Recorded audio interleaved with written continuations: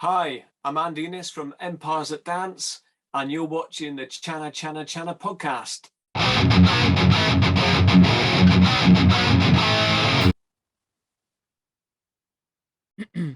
Hi everyone, welcome to another episode of my podcast. We have a very special guest today joining all the way from England.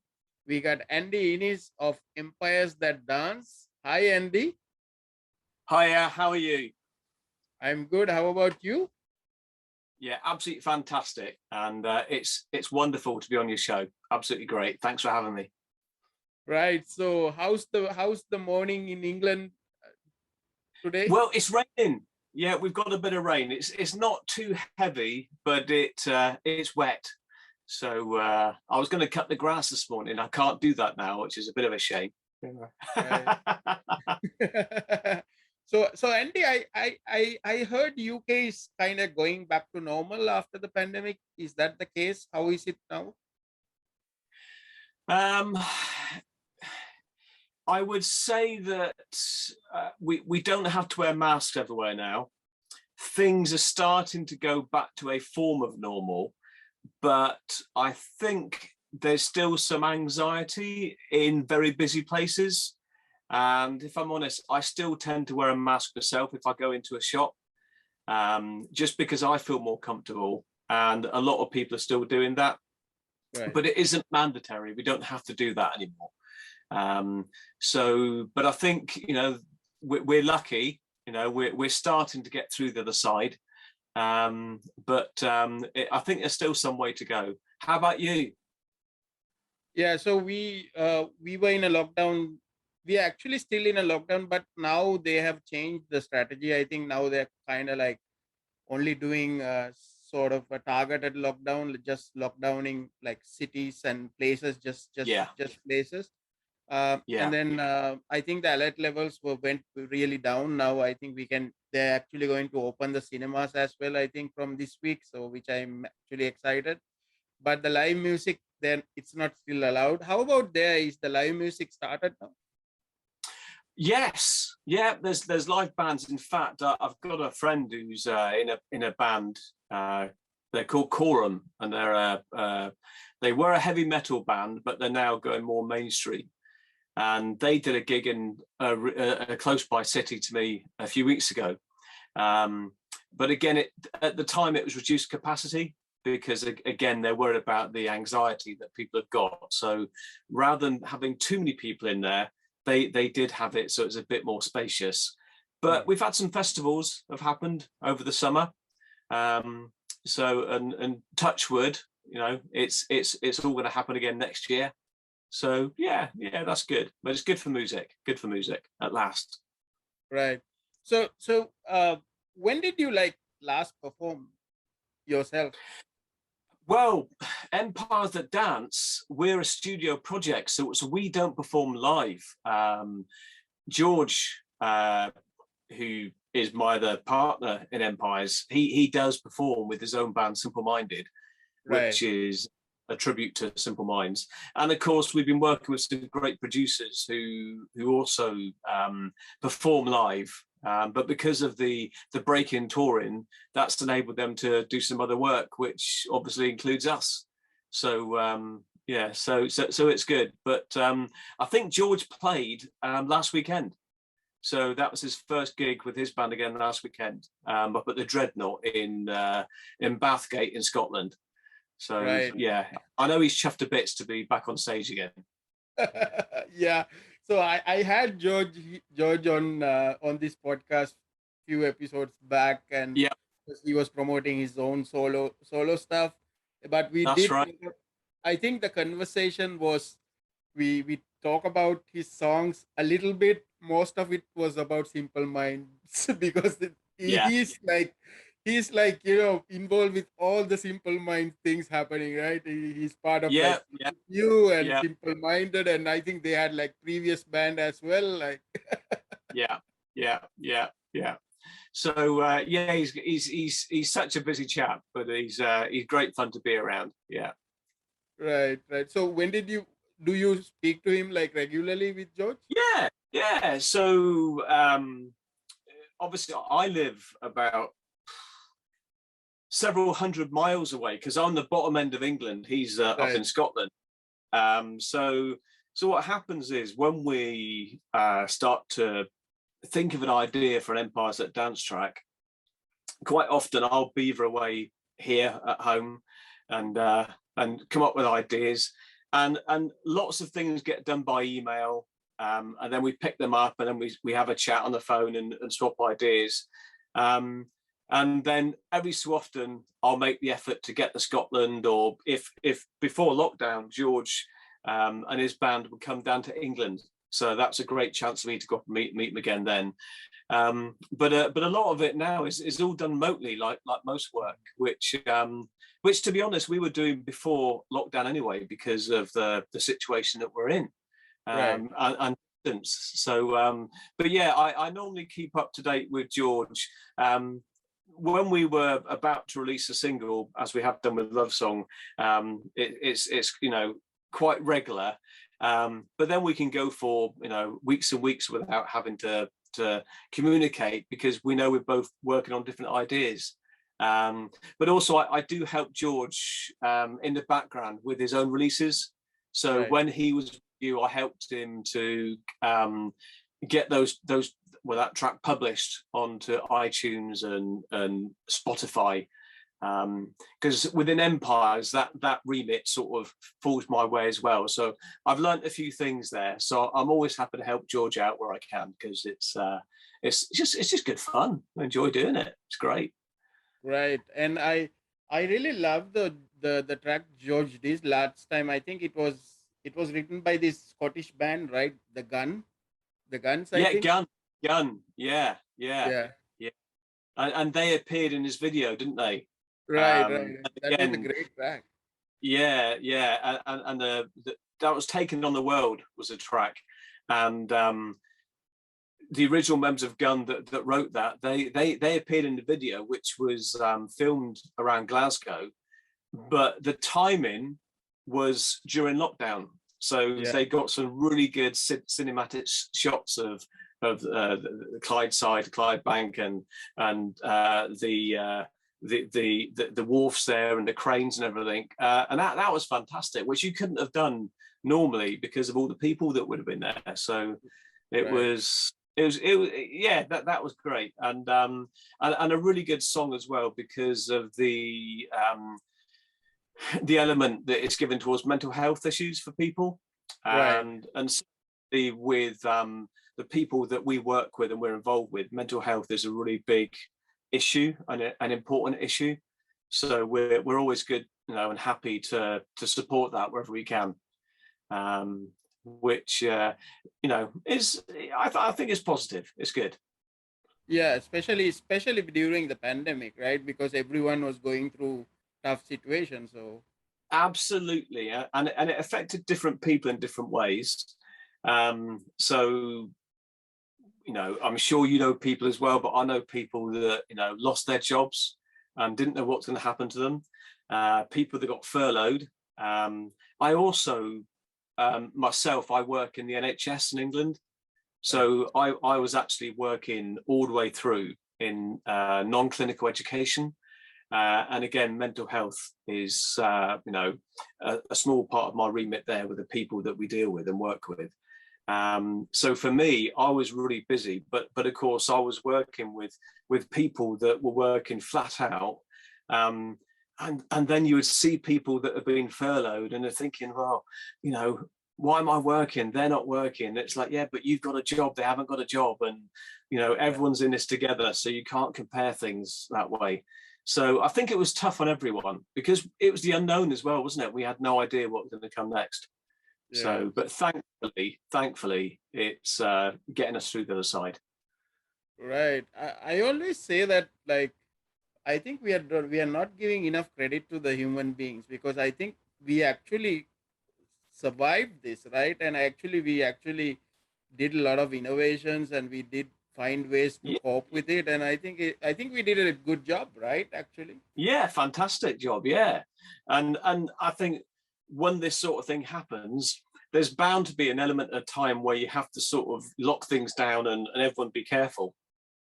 But all things considered, what we're now 18 months nearly 2 years after 18 months, I suppose, isn't it? 18 months.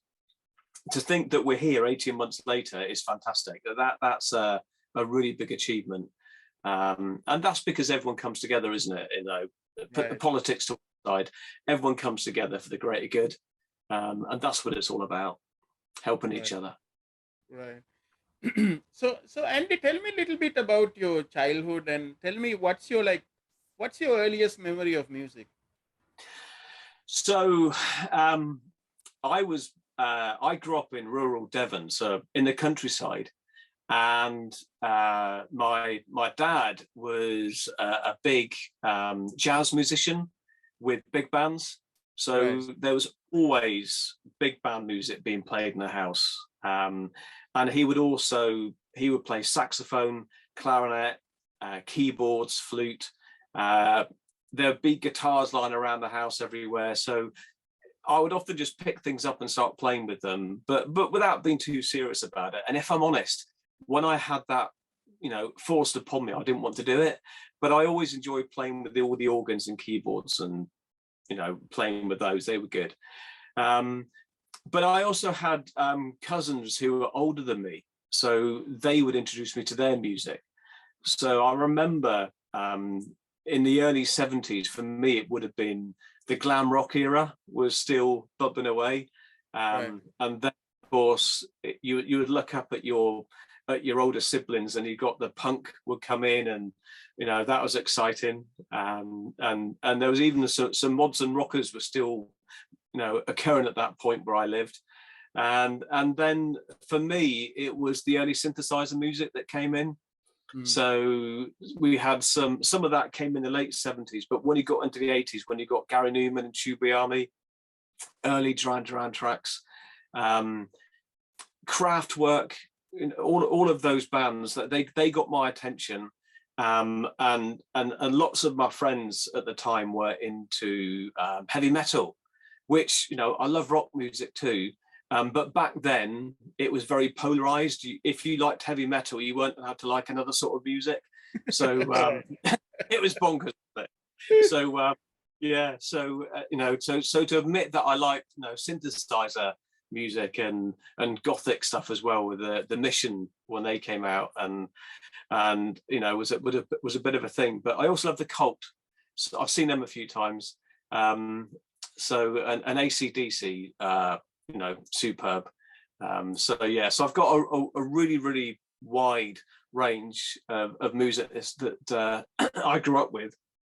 And then as you go on, in the 80s, that then moved into dance music and rave. And I know it sounds really corny, but the early rave tracks in sort of like 91, 92, 93, before jungle and hardcore split and did their thing. I just loved it. I thought it was fantastic. And I was at university at the time, and you could hear this music, and in my head I'll be breaking it all down into the tracks and trying to work out how they put things together. And I think at that point I first started to dabble with computer music, but the hardware and software was beyond me. I couldn't afford it. So it really was sort of like going to libraries and trying to use whatever free software they got and dabble and play. And I think one of the first programs I got was a PlayStation game called Music. And with that one, you could build elements together. So yeah, so there are lots and lots of influences that affected me. And to an extent, some classical music too. So my mum was a big classical music fan. I didn't like too much of it, but there was some Beethoven tracks and Pachelbel that, yeah, I'll still play now. If the CD's lying around, I'll put it on. So, yeah. Yeah, I think there was the statistics that I think it was Beethoven actually sold more records than certain pop artists like few years ago. He's the still Beatles. selling. Yeah. And I was clearing out my parents' house a while ago, and I found some old Beatles records. So I've kept those. But yeah, the Beatles, yeah, fantastic. Yeah, absolutely fantastic.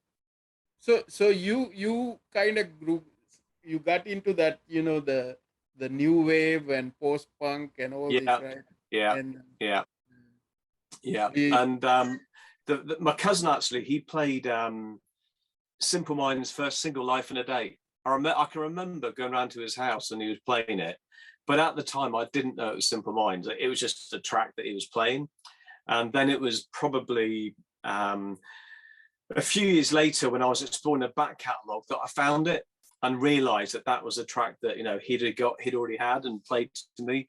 So yeah, there was all of that time with Blondie and all of those, the Pretenders, all of those bands were happening, and it was really exciting, wasn't it? But of course, it wasn't easy to get hold of because you had to get the NME magazine or Sounds magazine, and you had to listen to the chart show on a Sunday, and you had to walk into a record shop. Whereas now there's so much available. So yeah, it took a long time to find things back then, but when you did find it, it was really exciting.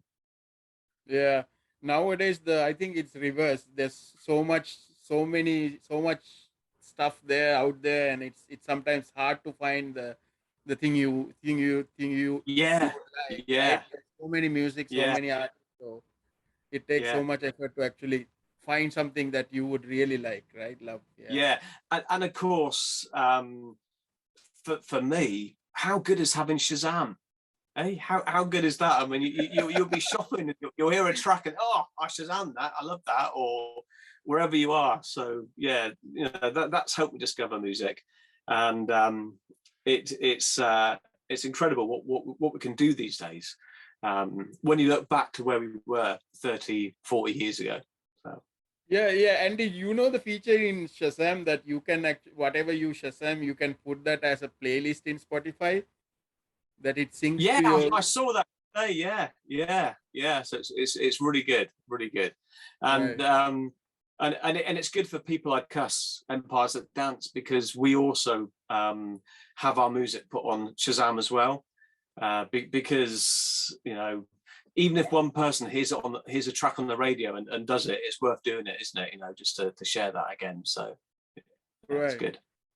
Right. So having this sort of interest in music, so when did you actually started creating your own music, and have you performed played with other bands, or did you got involved with other projects? So when I was at college, I would work as a roadie for bands.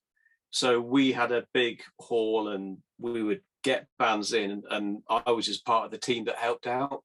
And I didn't get paid for doing it, but I got free supper and a few tins of beer for doing it as well. So it Right. was that was good fun. So I worked with plenty of bands, and although I did try and play instruments myself, I was never, to be honest, I was never technically that good. Not good enough to be playing in a band, other than something that was like thrash or whatever it might have been. So but the electronic music was what was really catching my attention and was motivating me.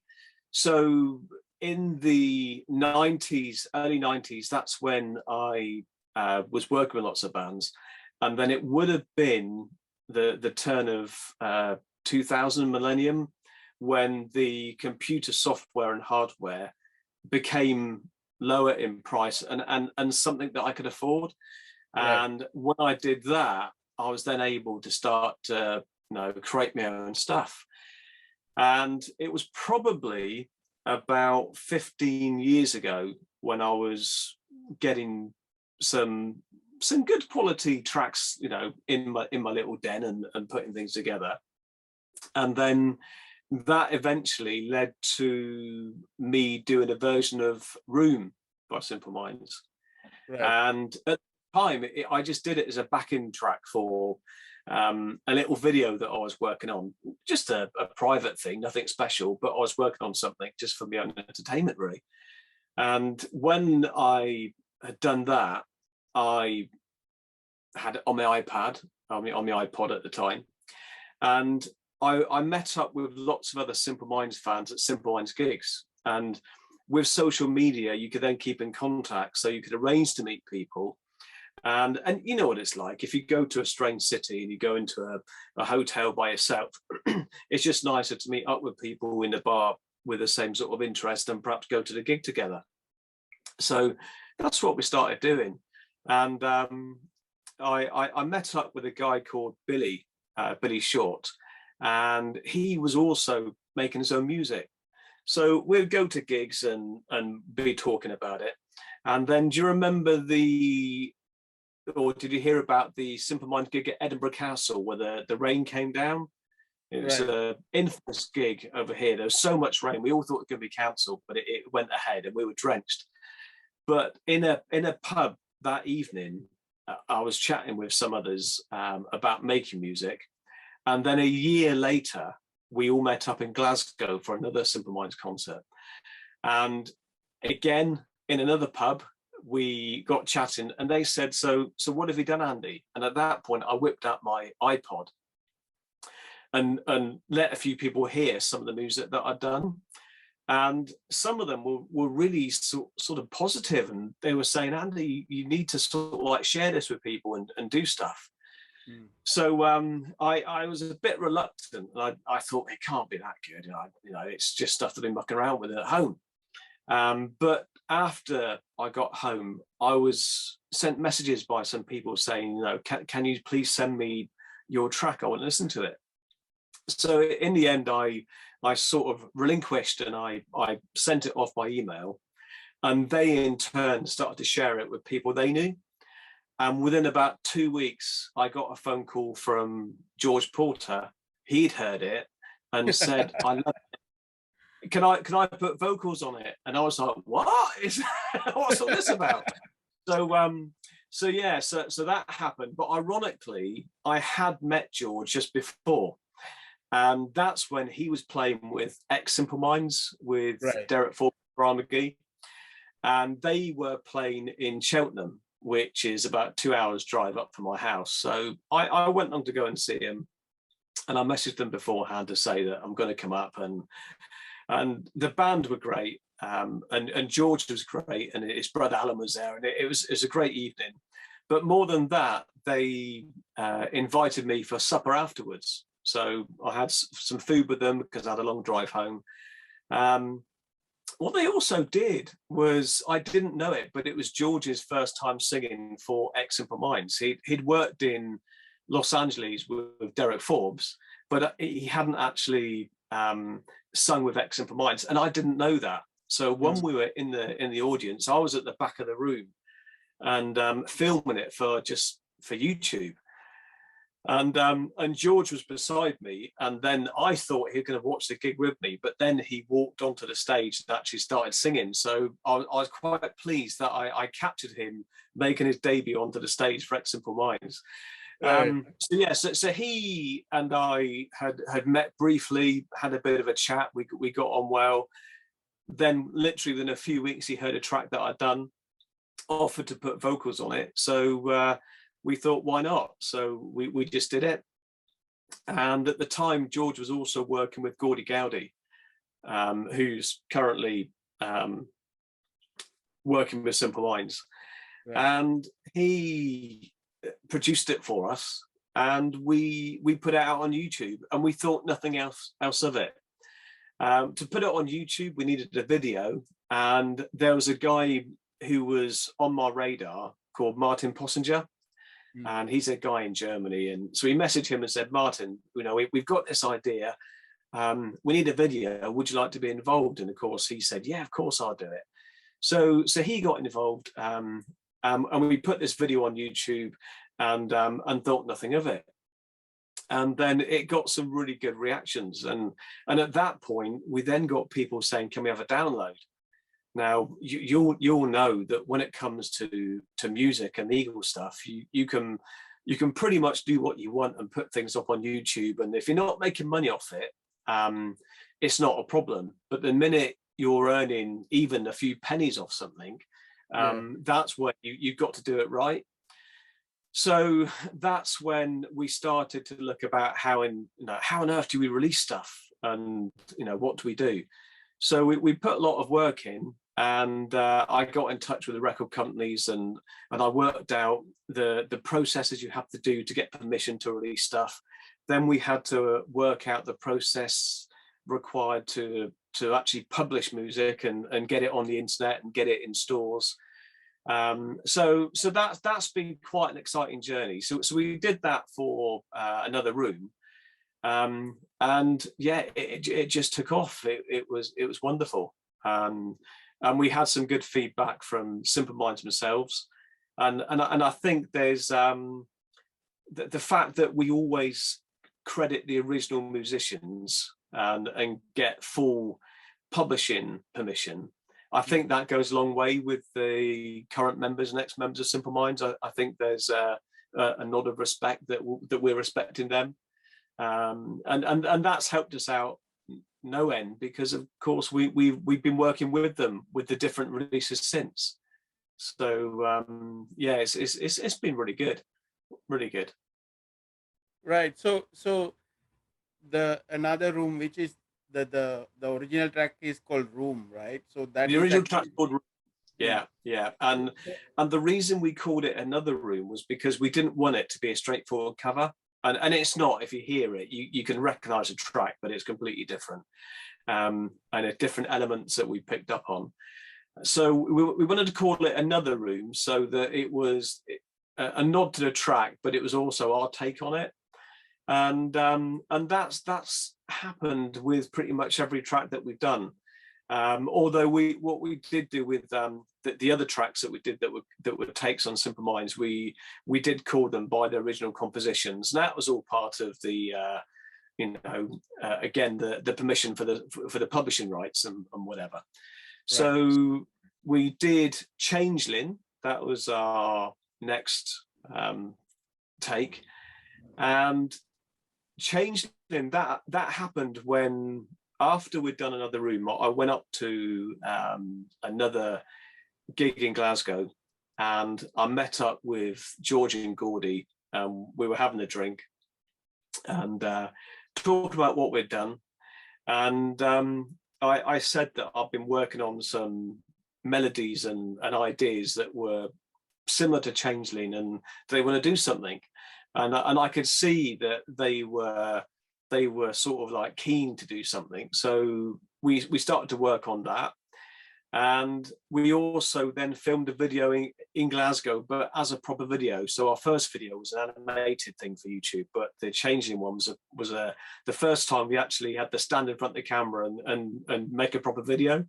So we got Martin from Germany over with his friend Johnny and John Probin, who was also on our radar because he was remixing tracks as Johnny Be Good. So they came over to Glasgow, and we had a cracking weekend, and got joined by Brian McGee as well. So he gave us a guided tour of the city and his old haunts and old haunts of Simple Minds. And we didn't entirely know all the rules either about filming.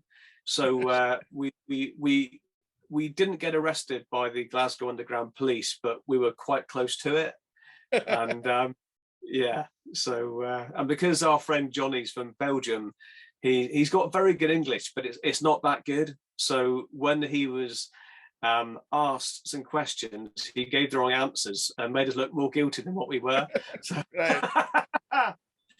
so but yeah, we didn't get our equipment seized, and we were able to get out in one piece and keep all the footage, which was great. But yeah, that was really good fun. And then also, when you start thinking about publishing music, you've got all the artwork to contend with. So we've got a great guy called Chris McCluskey, who's a brilliant photographer, but also a graphic designer. And we suddenly realized that we were having to do all the work that normally a normal band would get a record company to do.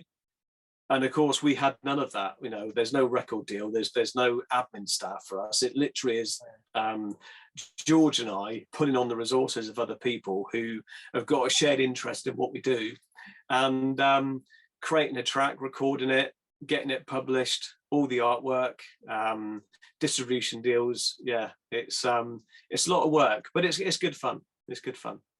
Right. So what's the decision like? How did you make the decision to call yourself Empires That Dance? Was it because the song that you recorded was Room? Because I think that's from that album, right? Well, there was an album, Empires and Dance, and of course we wanted something that fans of the band would recognize straight away, or at least would get curious about. And also we liked the letters, the graphics where the N went backwards on the albums. We wanted something that we could do that with, too. And there were several connotations and a play on words that we considered, but Empires That Dance just seemed to stick.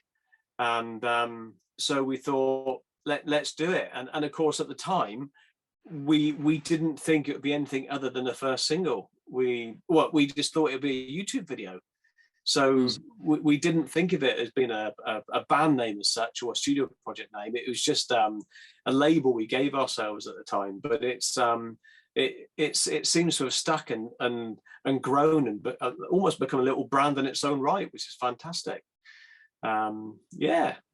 So that's really, it was because of the album, the play on words on the album, and also when you speak to a lot of musicians, they often hold the early albums in very high regard, particularly that one.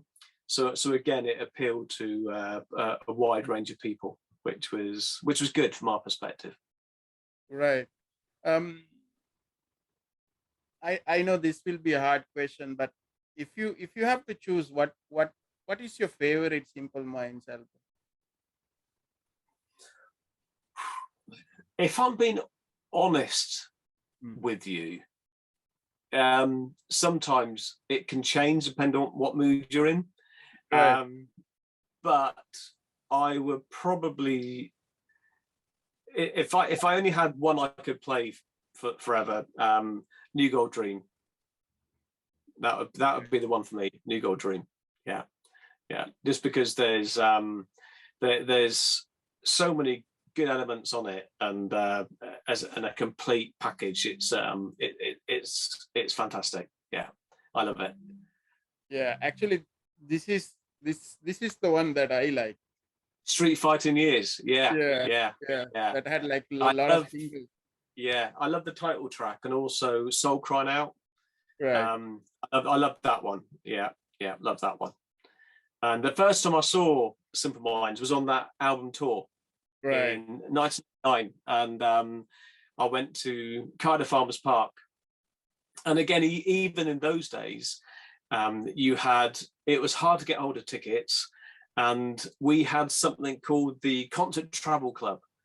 And it was a business that you would see advertised. That they sold tickets all over the UK, and they would arrange transport to gigs, like the big stadium gigs. But their office was actually in North Devon when I was at college, and so quite often we'd go in there and get the first tickets that came on sale, or they'd give you a whisper that, oh, there could be this coming out. So I remember we snapped up the ones for Cardiff Farmers Park, and yeah, that was a fantastic concert, and of course they played most of that album there, so that was wonderful. Right. I mean, I always wonder, because these albums were released, like Simple Minded, I think the first album was released 1979. I was born in 1978, so I was just like 1 year old when that album was released. Yeah. Right? But still, these songs are still applicable. I'm 40 plus years old now, and I can still enjoy, like, these are like evergreen music, right? This never gets old, right? No, that's it. And I was born in 1970, so I was too young to enjoy the band in the late 70s, early 80s. Even though I'd heard their music, but I didn't get into them until about 1984, 85, and then went through the back catalogue. But even now, there are some tracks off the very early albums that if you played them now, they're still relevant. Yeah. And sometimes when I listen to a new album, quite often I might listen to the album once and I might not play it again for months and months, or I get very selective. So I just pick out 2 or 3 tracks that I like the most and just keep playing them. And then what happens is you then rediscover the album, so like months or years later, and a track that you didn't connect with, all of a sudden you do connect with. So I think it's interesting how, I think all music is emotional, isn't it? It affects you and how you are in that stage at any point in your life. So, but it's uncanny how those early tracks, though, they do stand the test of time. And it's testament that so many other bands have said that they're the ones that influence them, or they're doing covers as well. So yeah, it's good, and I don't tire of the early albums at all. Right. So Andy, I mean, as you're from UK, so do you remember this late 90s and early 2000s? Like, I think it was more of late 90s that all this Brit pop explosion that happened in the UK. Yeah. Well, like I said, I was at college with loads and loads of bands, and of course Nirvana had they had made it at the time. They were always being played. And the bands such as Ned's Atomic Dustbin, that was the Wonder Stuff. They were all sort of like, everyone was raving about them at the time. And then a few years after that, and Oasis were just starting off. And then Oasis just went from being tiny to just massive, didn't they? Almost overnight. Blur, I remember getting some Blur albums at the time, or singles. So yeah, that was a fantastic time. It was great. And Pulp, there was some great tracks, and it was also for me the time when, with the dance music, that was also splitting into different directions. Right. So it went from the happy piano jungle music to jungle, or really sort of like cheesy ravey stuff, and then at that point I did like a lot of jungle, a lot of reggae music as well, but then it morphed into the trance. So that was the journey that I went. But whilst all of that was going on, it was still Simple Minds were always in the background. So every time a new album came out, new track came out, I'd never forgotten about them. I was always going out and getting their stuff. Right. And but not just their stuff. There's lots of other music that I was discovering, and I think that's the influences that affect me in the studio, because when you're trying to put effects on things or put things together, it's the trance music and the dance music, really, for me, because I'm electronic producing. Then they're the things that influence me. And of course, what I love about it is that some of the early 90s rave DJs, Slipmatt, Billy Bunter, they're still going now, right. A long time after. And for me, what was really good was DJ Vibes and Hat Tricks, who are big producers. They've done something that a number of producers are doing now, and rather than produce an album and release it and sell it and try and recoup the money that way, what they did was they just made it known that they were happy to let about 200 people part finance an album. So we all chipped in a few quid. They then committed to making an album, and the deal was that it wouldn't be sold anywhere. It was only going to be available for the people that put money towards it. Right. And then depending on how much money you put in towards it, you would then get the album when it was finished, but you would also get the MIDI stems and also the audio stems. And but with that, they had guest producers as well. So there were some big name producers in that sort of music genre scene that got involved, and of course, of people like me, that they're giving me all of their stems and the resources, which is fantastic. It's brilliant. So that was all happening about the same sort of time that Britpop was taken off, but it kept on after that. So it's been really good. Yeah, because those that era, there were the Britpop bands like what you said, Oasis, Pulp, and Yeah, Blur, and Elastica, and all these bands. And then there was yeah, also like there were mainstream artists like Spice Girls were big at that time. Spice Girls yeah, were yeah, huge. And then the genre that I really loved that time was the electronica, the bands like Prodigy, Chemical Brothers oh, that came. yeah, yeah, I was yeah, really into whole Prodigy thing. I had all the albums yeah, in that yeah, time. yeah. Again with the Prodigy, I think the first three albums I had everything I could find that they released, all the singles, all the remixes. I bought the first album Experience when it first came out at the time. Right. Uh, I bought a ticket to go and see them in Paul Arts Centre, which was down the road from where I was living at the time, and I was gutted because they cancelled the gig, they pulled out. But because the Arts Centre was then available, another band was touring, so I went and saw them instead, and that was fantastic because it was Iron Maiden instead. Right.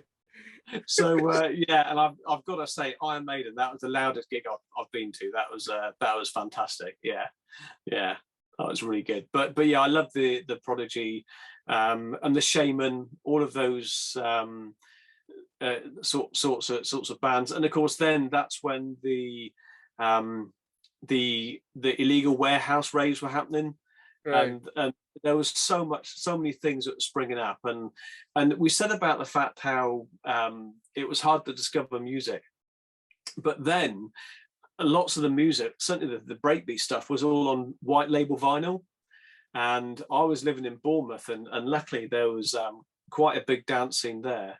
But there were also some vinyl shops, so you could go down to the records and actually play the records, and then try and discover who the artists were and what the tracks were. But I've got to be honest, I bought some of the compilation tapes of some of the big like Dreamscape events and whatever, and you've got no idea what the tracks are. You don't even know, because of the way they've been produced, about what's been mixed into what, because of the way they produced it. And it was only about, I would say, 2005, 2006 onwards, when all of a sudden, with social media, you could then start to identify who made these tracks, and then sort of like then Napster. Do you remember Napster? Yeah. When that came out? So Napster, that was a game changer, because that meant that you could then discover and actually download all these tracks, purely because some one person had it on a hard drive on a computer and you could link into their hard drive. Right. So yeah, so I'm not sure what viruses I put on my computer for doing that at the time, but it was a great result.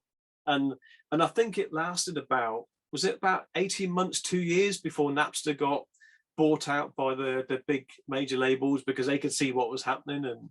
But yeah, that was a really good time when you could discover these tracks and identify who these people were, and where the samples came from. So I loved all of that. I loved it. Yeah, I remember Napster having that legal battles, and you remember Metallica came in against them, and all these problems, right? With Yeah, Napster. yeah, yeah, exactly. So Napster still exists, I think, but it's a subscription service, isn't it? Right, right, right. Yeah, Yeah, it's still there. And then the guy who was involved with that, I think Sean Parker, right? He's actually part of Spotify. I think he's like investor or somebody on as part of yeah, Spotify. yeah, So yeah, yeah. It's funny how it's all happened, isn't it? But at one point, when we had vinyl records and CDs came along, people were thinking, "Oh, CDs won't take over," but they did. right, Um, and then, of course, you hardly ever buy cassettes these days. You can't send for sale, and it was all downloads. But I'm really pleased that now vinyl has made a big comeback. It never went entirely away, but there are so many bands now checking stuff out on vinyl. right. Albums that weren't on vinyl when they first came out. So yeah, I think there's something special about a vinyl record, isn't there? When you unwrap the cellophane, you look at all the artwork, and if it's a double gatefold sleeve, you can open it all up and see all the contents that's in there, which you don't get with a download. Right. with a download, all you get is a picture. I know you get like a digital book with some of them, but it's not the same as the vinyl experience, is it? Yeah, I mean, I use the digital music, especially like if I'm just like going out for a run or a walk or Yeah, something. It's okay for that, but I don't want to like listen to that when I'm at home. I really want to have the physical, open it and smell it, and yeah, read through it.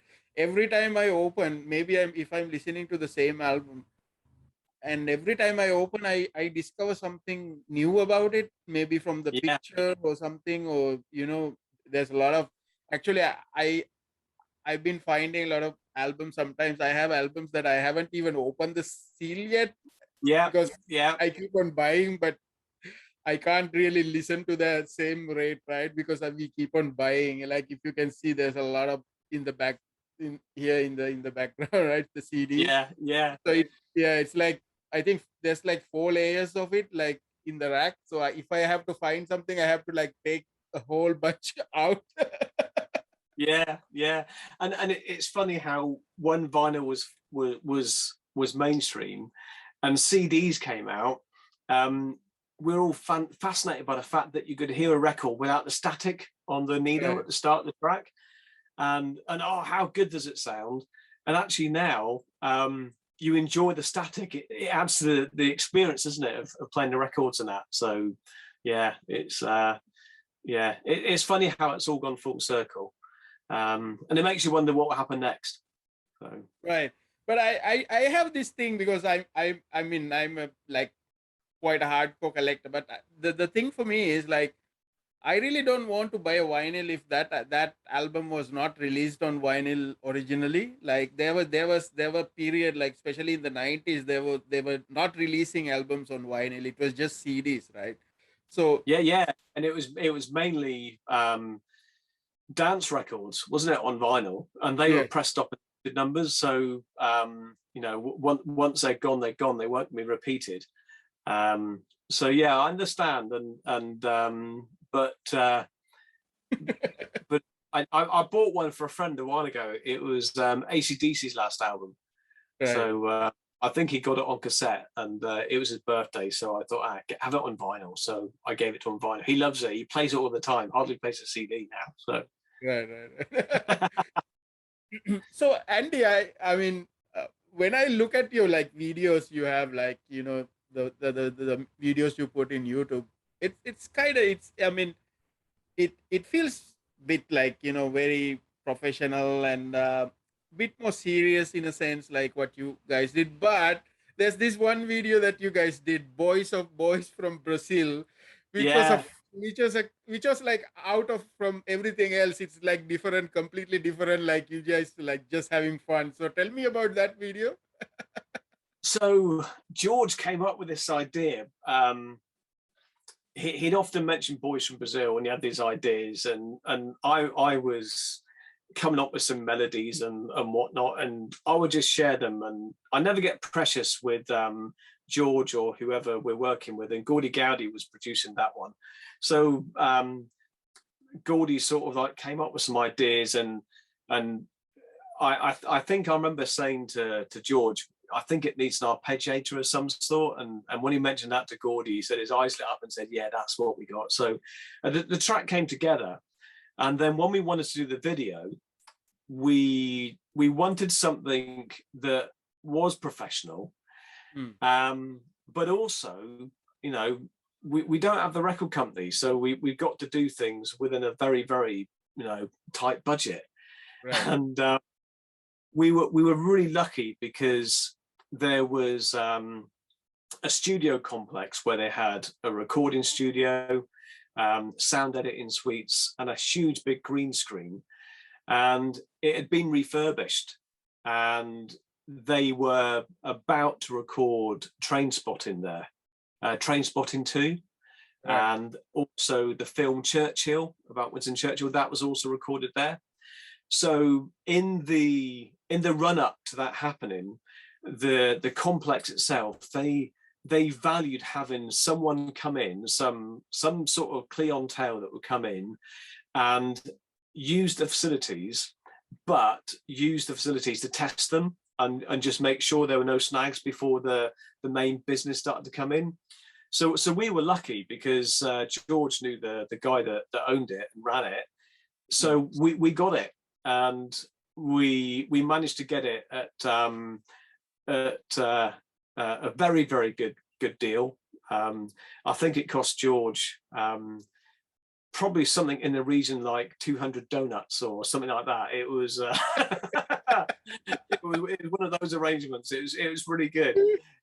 So yeah, so we were lucky. So we had a green screen, and again, Martin Possinger and Johnny came over. We had a lot more cameras, and also Gordon Macri was helping us with that one too. So he was very much helping with the logistics, and he had a running order of things we were going to do, and we wanted it to be a bit tongue in cheek. So we thought, why not? You know, let's put on the Giorgio Moroder moustaches and glasses, and the arpeggiator is a very Giorgio Moroder-esque as well. So right. Yeah, we thought, let's do it. It's fun. It's a laugh, and it made it what it was. So it was good fun, and we filmed it in. I think that was one day we had to film that one. So, but it was good being in one big complex where we could all be looked after and have a good weekend. Right. So what I love about Empires That Dance is that although you guys are playing what Simple Minded recorded, but you guys go beyond just a cover, right? You're not a cover band of Simple Mind. Absolutely not. Yeah. I mean, it's very easy to do a cover. If you've got, skilled musicians, you can do a cover. But for us, we like to break things down. And if I'm being honest with you, Channa, when I did Another Room, the demo for that one, I hadn't heard Room for ages, but it was in my head. So right. I just tried to interpret it, which is what was in my head before going back to hearing it again. And again, with Boys from Brazil, we did the same. When we did New Gold Dream, with that one, there was a temptation to go back and listen to the original track. And it's like, we thought, no, we're not going to do that. We're going to sort of go with the gut feeling that we've got.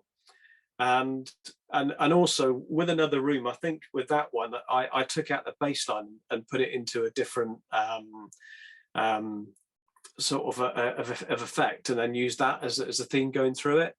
So yeah, we often will do some tracks that are more recognizable to people that know the music than others, and there'll be other elements where you would say that isn't even a cover version. It's a mixture of 3 or 4 different versions of the same song that you can hear in different elements. So yeah, we try and make it our own. But also a lot of it was, we often thought, if the band in 1979 were recording, let's say the first album, but they had today's technology, how would it sound, and what might they have done? So that's why we also started to do things with the song that you would think you would never do if you're going to do a cover version. So that's really what we do. Yeah. Right. And there's all sorts of influences, the dance music, for the effects. There's all sorts of stuff that goes into it. Right. So how is it like? I know that even Jim Kerr was also even said to you guys, like, right, so don't stop what you're doing.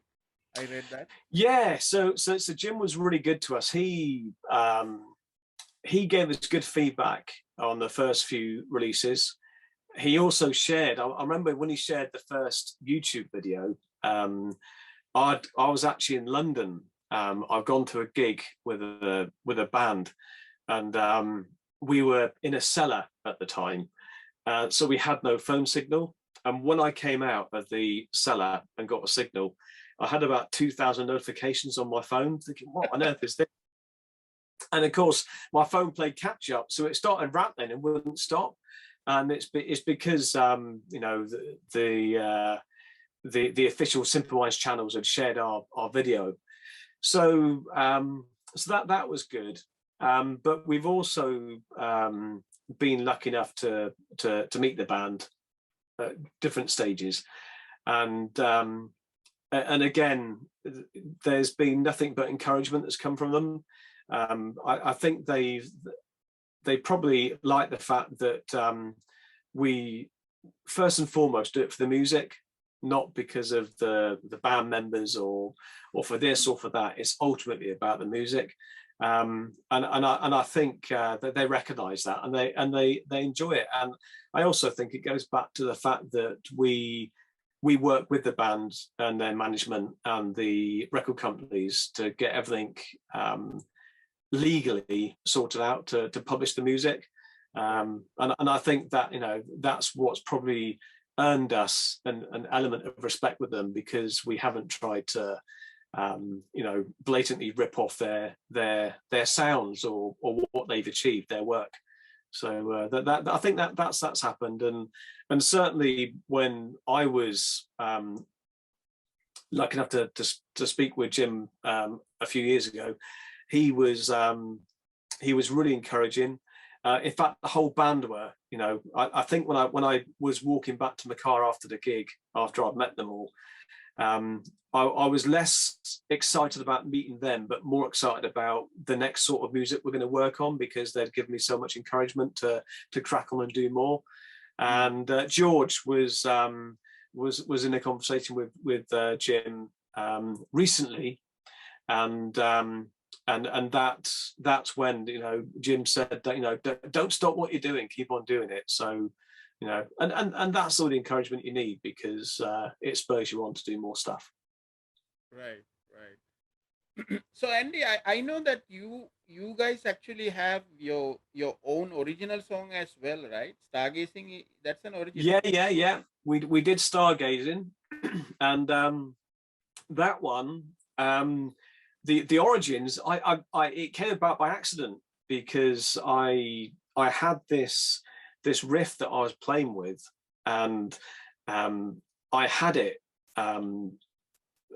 like something like 160 beats per minute, and I was fiddling around with it, and then for some reason I must have clicked on the wrong button on my systems, and the beats per minute went straight down to 60 or something. It wasn't what it should have been.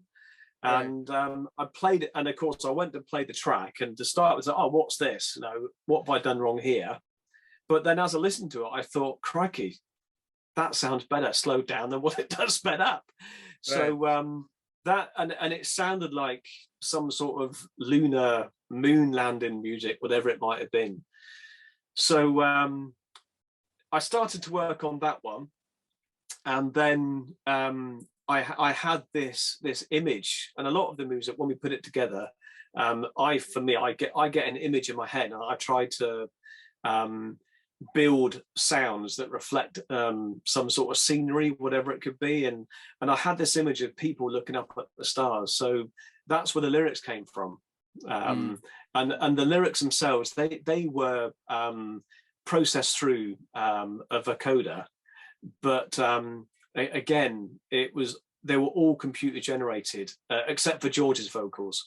So I came up with the main demo for the track with the electronic voices, and then when we did the Boys from Brazil video, because the Boys from Brazil track was such a loud, thumping track, and we spent the whole day working on it. So of course, you know, we're all getting headaches, and you know, it was bright lights and whatnot. So that's another reason why the glasses were so good.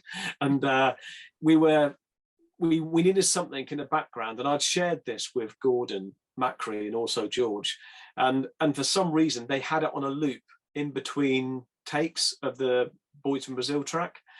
So because that was always been played to us, it almost became to us part of the whole Boys from Brazil experience. It was that point in time.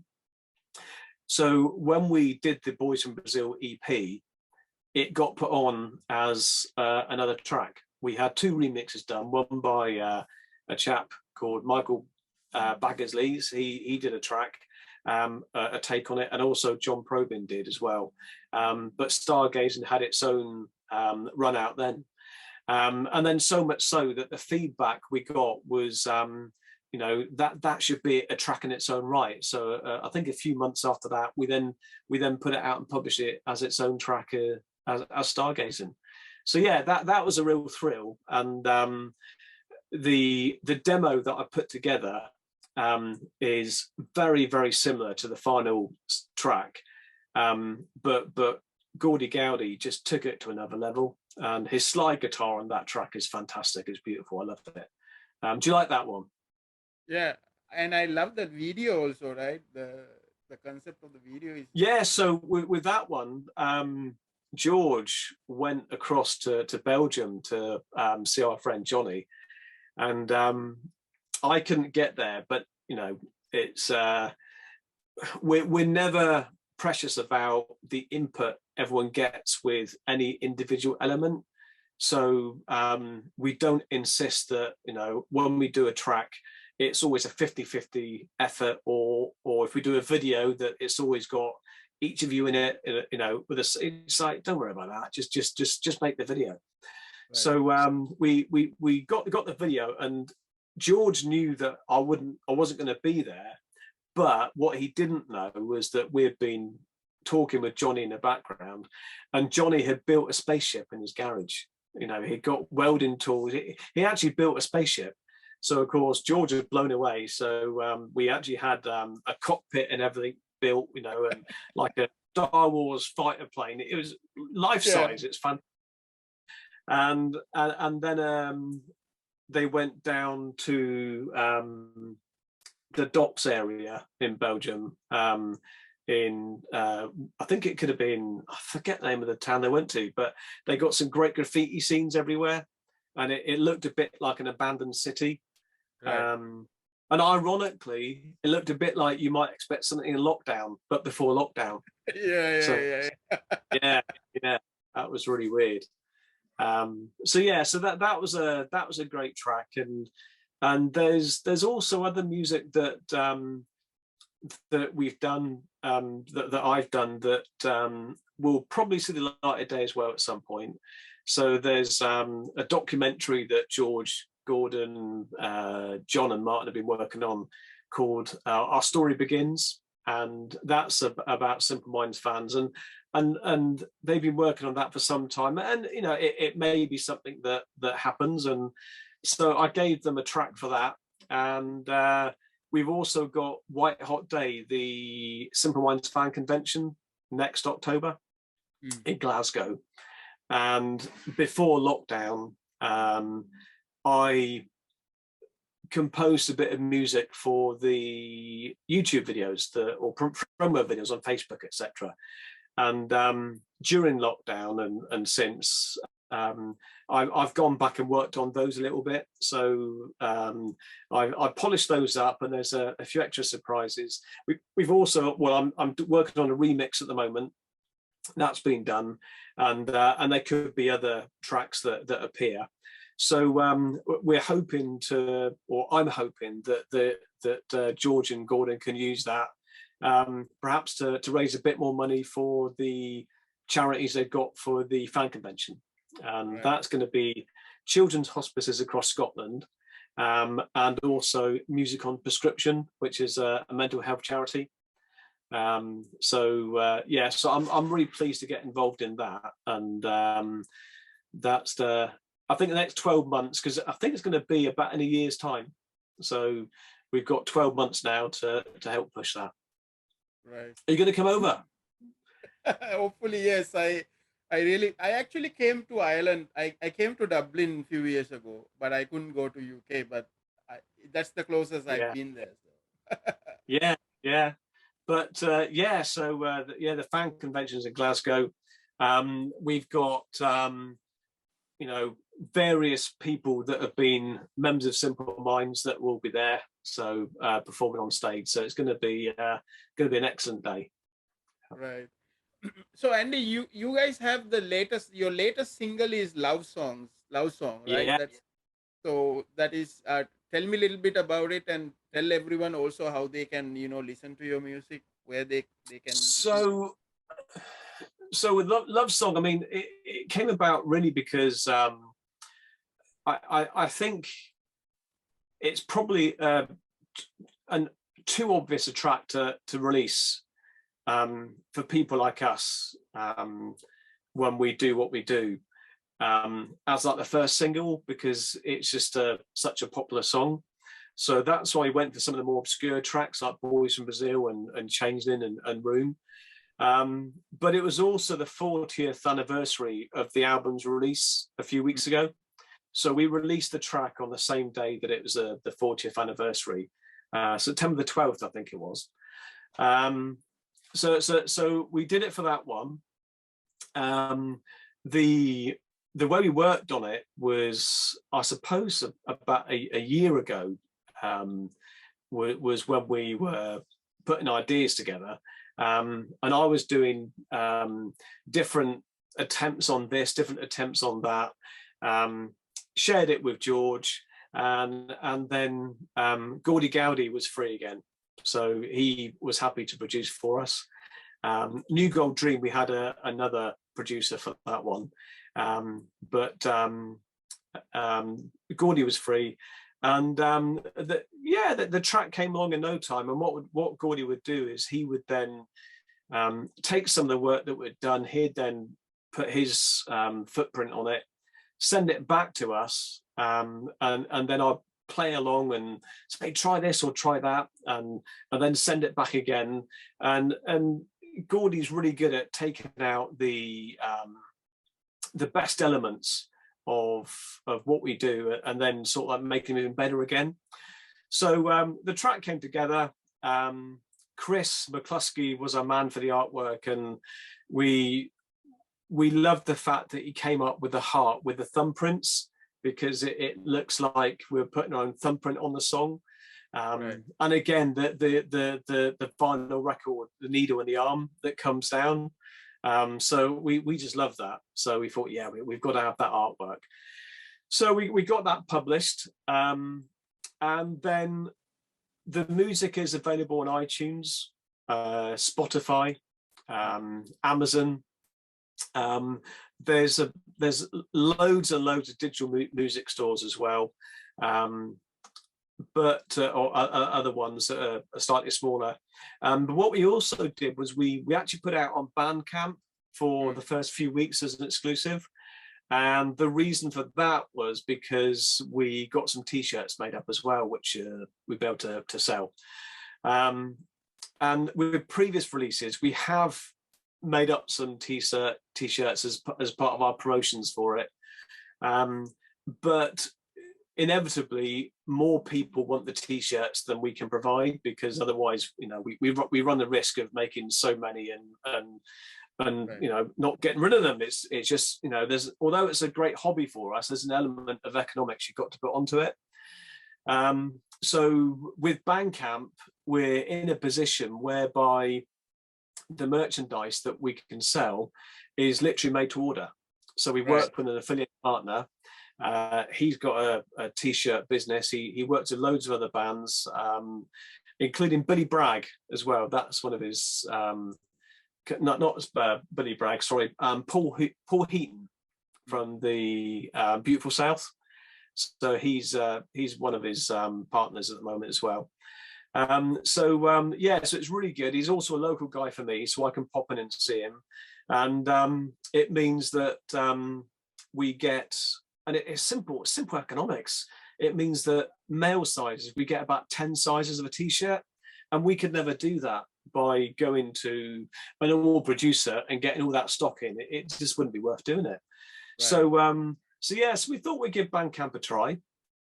It's been really good. We've sold stuff to America and Europe and Scotland, so that's all been good. And I think for me, it also allows us to perhaps go back and look at some of the old t-shirts that we did for Boys from Brazil, and potentially you know, put some up there as well, because again, our supplier can produce some that are very similar as a bespoke one-to-one order. So that's all good. So yes, we tried a different tack this time, and going forward, we'll still use all the mainstream download sites, but yeah, it's up there now. Spotify, YouTube as well, lots of places, and it's great fun. It's great fun, but I think another reason why Bandcamp helped us was because the turnaround time for going live with a track is, you're talking minutes or hours, whereas when you put something onto iTunes, you can state your release date, but you have to have quite a good lead time into it. And as well as that, you've also got the limitations of the legal agreements coming through. So when I was in contact with the record companies, it was EMI and Universal for this last track, for Love Song. They were giving me all the right indications, but the final clearance didn't come through until quite late. Well, with Bandcamp, that doesn't matter because you can turn things on straight away. But with iTunes and Spotify, you have to have that lead time. So you take a bit of a gamble and try and judge things as best you can, but you always run the risk that they might turn around and say, "Oh, there's a problem," and you have to pull everything. So yeah, it's quite, I wouldn't say stressful. It's there's a lot of nervous excitement, and one thing that we've learned is, and it's funny, there's a book about Simple Minds called The Race is the Prize, and it's not until we've been involved in releasing our own tracks that you understand what they mean by that. Because for us, all of the excitement is producing the records in the first place, and it's getting the videos made up, and it's working with our friends to get that done, and it's doing all of the prep work. And when you actually release it, it might be the first time that other people hear the music, but for us, it's almost like closure because we've released it, and that part of the journey's over. And it's great to be talking to you and other people as well afterwards. But yeah, it does feel like you've given it away now, and other people can play with it. But it gets you excited then to look at the next thing that we might be doing. So, and you know, you start working. Will this happen? Will it not happen? So yeah, that's good fun. But it's available in loads of places. Right, Andy. So, what's your message to the listeners of this podcast? I hope that you've enjoyed hearing about what we do. And the reason we do everything we do is because we've got this belief that if you believe in something, you know, strong enough, you can do it. There are so many times we might have given up and, oh, we can't do this, we can't do that, but it's like, no, you got to keep on doing it, keep on trying it. And I remember George said to me when we were doing New Gold Dream, he said to me, if your dreams don't scare you, they're not big enough. And it's true. I think so. So yeah, it doesn't matter what you do. For us, this is our hobby. This is our sort of like enjoyment. If there's something that you want to do, just keep on doing it and don't give up. Because you'll get there and you'll achieve what you want to achieve eventually. You can do it. Right. And I always say, like, you know, there's no harm trying something, right? Exactly. Yeah, exactly. Give it a go, because if you give it a go and you do something, the fact that you're giving it a go shows that you've succeeded because you're doing it. And like I said, the race is the prize. It's the doing it that's the fun part of it. And I'm sure you feel the same with your podcast, and you know, it's you doing it that gives you your happiness and your satisfaction. So yeah, don't give up. If you want to do it, don't be put off by detractors or feelings that you can't do it. Just keep believing in yourself and do it. Right, because Andy, like maybe like 18 months ago, I was just a music fan. I was just a fan. Yeah. And now people sort of talk to me like, oh, he's a music podcaster. So which like after like just over a year, I became a podcaster. So it's that's why I say, I mean, just try it and see, right? So you can do it. So Yeah, um absolutely. yeah. Andy, And anybody you you know, want to shout out to? Anybody you want to shout out to?